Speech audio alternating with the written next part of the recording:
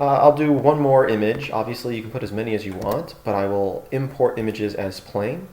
Now, here I've got a bunch of FLV files, basically flash video files, because I just wanted to grab a few home movies that I uploaded to YouTube a long time ago for this tutorial. And we have one here, but Blender doesn't seem to like to import those. So I just use FFmpeg, but you can use whatever application you like to convert one, and I converted it to an AVI. It's a pretty low quality, but that's fine. We'll import it.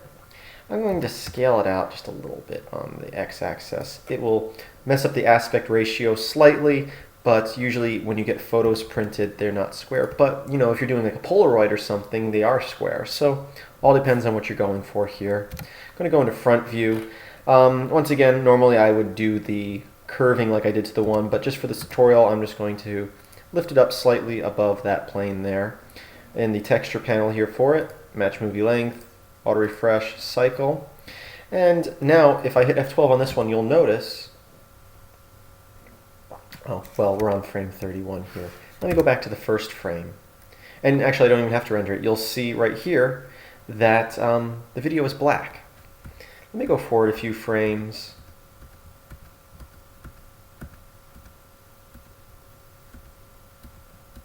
At some point, maybe this isn't refreshing here. Let's see. Okay. Basically what I'm showing you is the first few frames of this video. There we go. Looks like the first 16 frames of this video are black. This is caused by either when the video was taken, the first few frames are black because of the recorder, maybe in the conversion from FLV. Because when you're watching a video, normally 30 frames a second, 15 frames, well, it's a half a second. You may not notice that at the beginning of the video, but you probably would notice it here if the video is black. So what we're going to do is basically set the start here, or the offset, depending on how you do it. So offset the number of frames to use in the animation, and start is set the global starting frame for this movie sequence, assuming the first picture has a number 1. So let's change this to just 20, we'll say.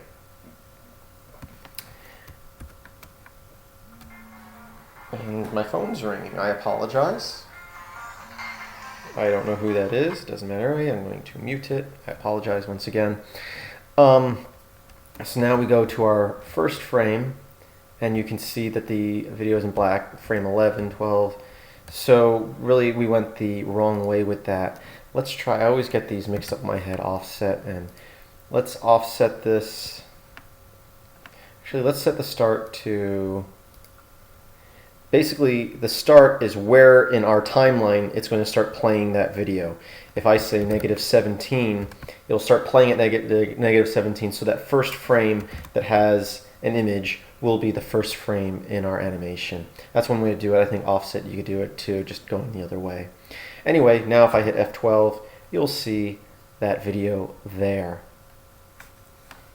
Doing great so far. Once again, in actual production you might be making, you're going to want to adjust the lightings a little bit more, and you can even adjust some of these, like this one we just imported. I could bring that into, well, Blender's compositor or something like Kdenlive and adjust the color levels and adjust the white balance, definitely, because this is all snow here, so that should be white, and it would give us a better quality picture there. But it also depends on what you're looking for. If you're looking for kind of for a home movie look to it, you may not want to do that. It's all up to you as the artist.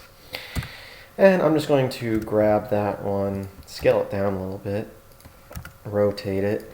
Let's hit F12, see where it's positioned now.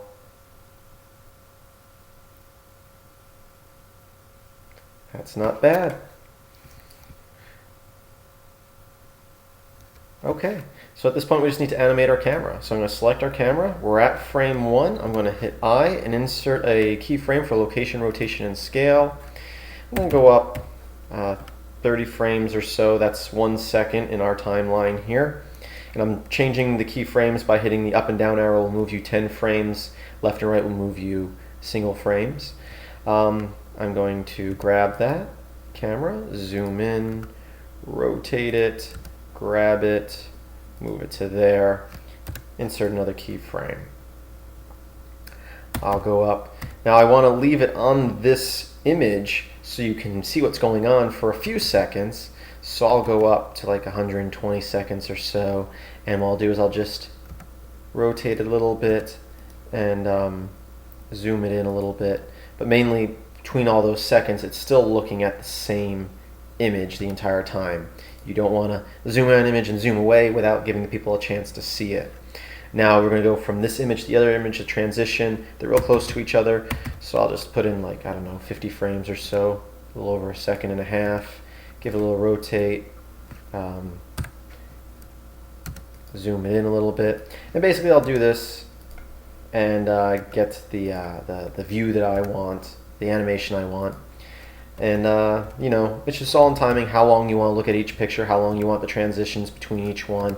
Just remember, you don't want them too fast because you want people to be able to enjoy what you're looking at. And I'll do that, and you know, and then eventually we'd grab it, and I probably would zoom out as we panned over, you know, to the other one, and then zoom back in. Once again, it's all up to you.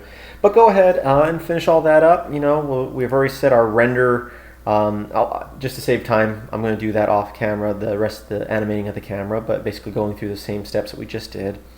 Once again, pick a preset for your dimensions or set your own frame rate already set. I like to use Xvid for my exporting. It's not as open source as OGG, but OGG does have issues with some editors, and if you're uploading to YouTube, sometimes there's issues. Some people like H.264, supposedly better quality. I can't tell the difference. I tell you why. Another reason I like Xvid over H.264 is, one, while it's rendering, you can go in and open up the video in a video player, any media player, and actually watch what's rendered out so far. If you stop the render, the file isn't corrupt, you can continue rendering another file and merge the files later on. Where H.264, you can't be watching it while it's rendering. If you stop the render, it's pretty much corrupt. So that's why I pick Xvid.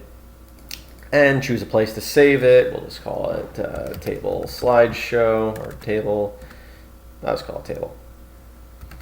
So that's it. And then you know, set your keyframes once you've animated out the camera to the full animation you want. Set the total length of the video, and click animate. Now, one thing we do have with this last little video here, since it started in black and it's going to loop, at some point that video is going to turn black again. Once again, you'll just have to adjust the settings of when it starts and plays to when the camera's on it, or trim it off in another editor or Blender's sequencer. So anyway, I'll play the final animation after at the end of this video. Thank you for watching. Please visit filmsbykris.com. That's Chris with a K.